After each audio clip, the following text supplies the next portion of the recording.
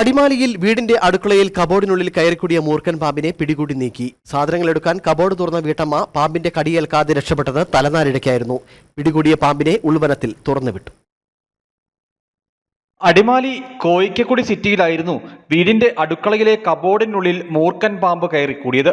രാവിലെ വീട്ടമ്മ കബോർഡ് തുറന്ന് സാധനങ്ങൾ എടുക്കാൻ നോക്കിയപ്പോഴാണ് കബോർഡിനുള്ളിൽ പാമ്പ് കയറിയ വിവരം ശ്രദ്ധയിൽപ്പെടുന്നത്. കബോർഡ് തുറന്ന ഉടൻ പാമ്പ് കൊത്താനാഞ്ഞെങ്കിലും പാമ്പിന്റെ കടിയേൽക്കാതെ വീട്ടമ്മ തലനാരിഴയ്ക്ക് രക്ഷപ്പെട്ടു. വീട്ടുകാർ വിവരമറിയിച്ചതിനെ തുടർന്ന് അടിമാലി ഫോറസ്റ്റ് റേഞ്ചിന് കീഴിലുള്ള സ്നേക്ക് റെസ്ക്യൂ ടീം അംഗം കെ ബുൾബേന്ദ്രൻ സ്ഥലത്തെത്തുകയും പാമ്പിനെ പിടികൂടുകയും ചെയ്തു. കബോർഡിൽ തന്നെ ഉണ്ടായിരുന്നു.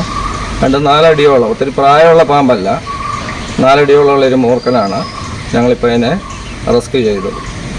പാമ്പള വനത്തിനുള്ളിൽ ഇതിനെ റിലീസ് ചെയ്യുന്നതായിരിക്കും. 4 അടിയോളം നീളം വരുന്ന മൂർഖൻ പാമ്പിനെയാണ് വീടിനുള്ളിൽ നിന്നും പിടികൂടിയത്. പിടികൂടിയ പാമ്പിനെ പിന്നീട് പാമ്പള ഓഡിറ്റ് 1 വനമേഖലയിൽ തുറന്നുവിട്ടു. News bureau, Adimali.